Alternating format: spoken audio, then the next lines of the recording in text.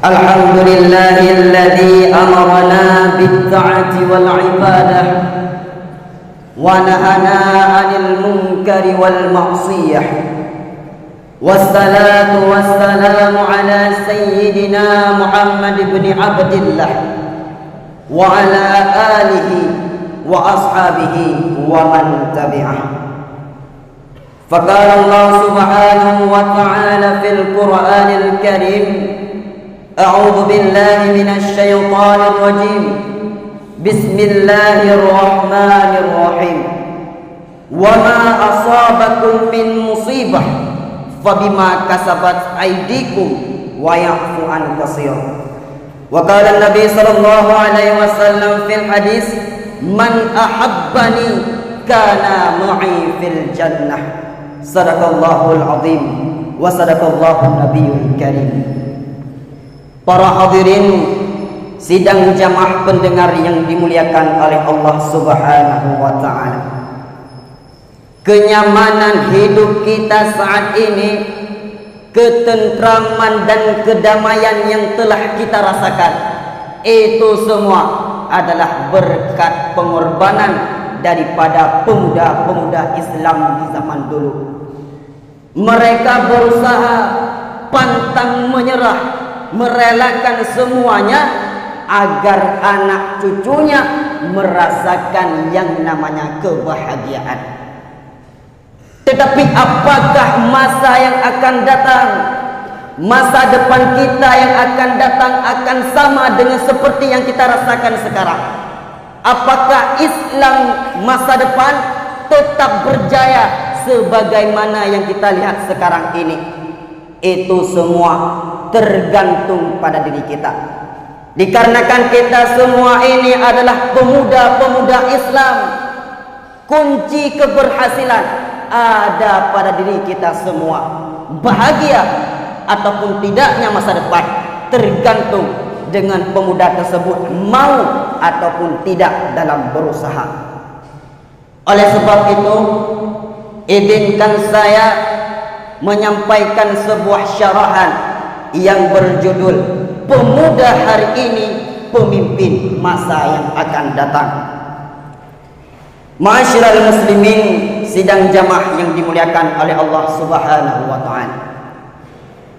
Tahukah kita agama Islam ini pernah memimpin dan mengendalikan seluruh dunia? Agama Islam berjaya. Itu berkat siapa? Itu semua berkat pemuda-pemuda Islam di zaman yang dulu selaku sahabat daripada Rasulullah sallallahu alaihi wasallam. Mereka itu hebat, iman dan agamanya kuat, rela memperjuangkan segala sesuatu untuk umat. Itulah kehebatan pemuda-pemuda Islam di zaman dulu. Jauh berbeda dengan pemuda-pemuda Islam di era milenial sekarang.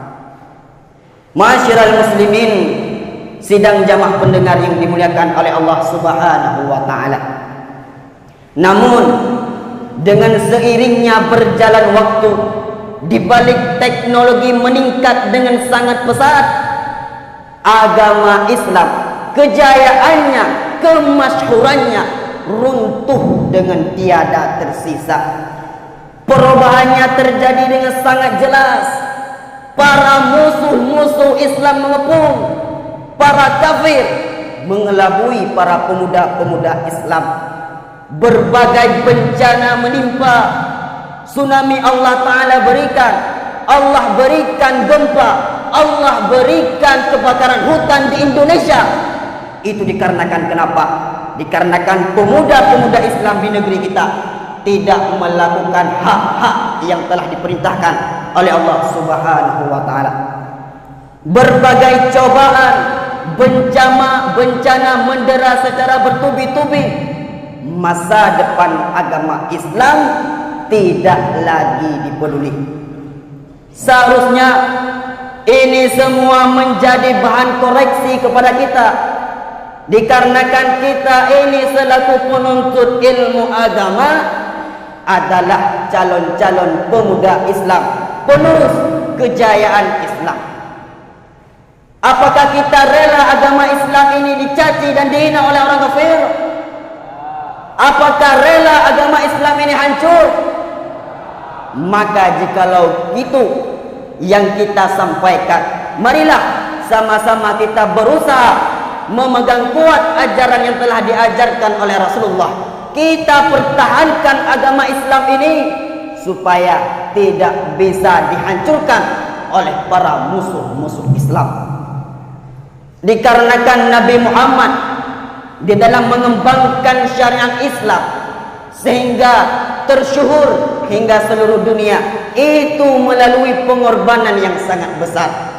Oleh sebab itu, janganlah kita pantang menyerah, dikarenakan tuntut ilmu ini adalah jalan satu-satunya untuk bisa masuk ke dalam syurga. Likulli syai'in tariqun wa tariqul jannah ilmu. Tiap-tiap sesuatu ada jalannya. Tetapi kalau kita mau masuk syurga, tentunya kita harus menempuh jalan menuntut ilmu.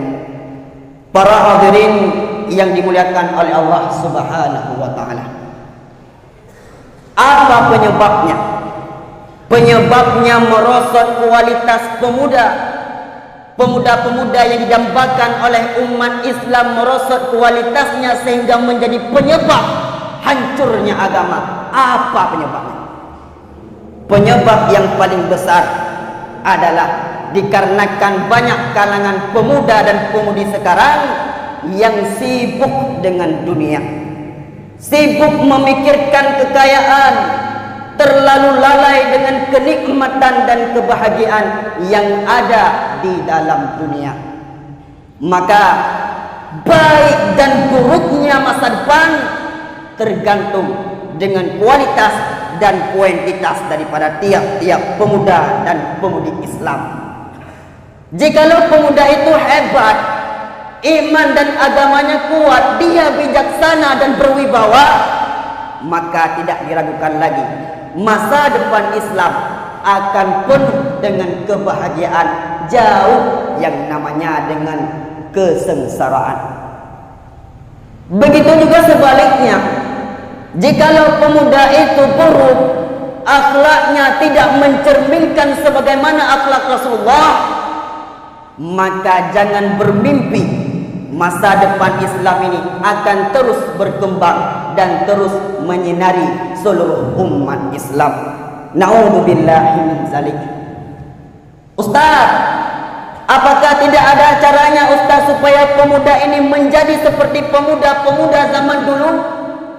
Apakah ada caranya Ustaz? Ada. Caranya ada. Apa caranya? Kita harus hidup di dalam dunia dengan cara berzuhud kepada Allah Subhanahu wa taala. Jikalau orang mukmin, apa itu pria ataupun wanita, jikalau dia berzuhud di dalam dunia, maka tidak selalu mementingkan dunia. Dia itu mencari nafkah cuma untuk sekedarnya saja, tidak lebih daripada demikian. Makanya Nabi Muhammad pernah menyampaikan, apa kata Nabi Muhammad? Uzhud fi dunya yuhibbukallah, wazhud bainan nas yuhibbukan nas. Zuhud olehmu wahai umatku di dalam dunia. Jikalau engkau zuhud di dalam dunia, insyaallah Allah Ta'ala akan mencintaimu. Dan zuhud olehmu wahai umatku di dalam kekalangan manusia. Kita tidak terlalu memikirkan masalah orang lain. Jikalau ada masalah daripada tiap-tiap manusia, kita tidak ikut campur. Maka jikalau itu yang kita laksanakan, seluruh manusia akan menyayangimu. Artinya apa? Di dalam dunia ini harus seimbang. Seimbang apanya Ustaz? Seimbang antara akhirat dengan kehidupan di dalam dunia. Boleh mencari nafkah, tetapi jangan dengan sebab mencari nafkah tersebut kita lupa dengan masa depan Islam. Hanya ini yang bisa saya sampaikan. Ingat saja satu hal, kita ini selaku penerus-penerus bangsa, masa depan agama Islam ada di tangan kita. Maka jangan pernah menyerah.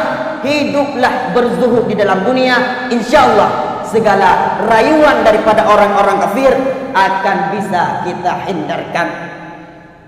Hanya ini yang bisa saya sampaikan. Apabila ada mau'idah, pegang erat-erat, jadikan itu sebagai api penyemangat di dalam kehidupan. Saya yang bernama Muhammad Hakiki, urusan daripada kabilah Ribatul Muhajirin, Simpang 3, Kembang Tanjung dan Pekanbaru, tarik undur di hadapan anda. Saya akhiri usikum wa nafsi bitaqwallah wa ridwani wal inayah. Wassalamualaikum warahmatullahi wabarakatuh.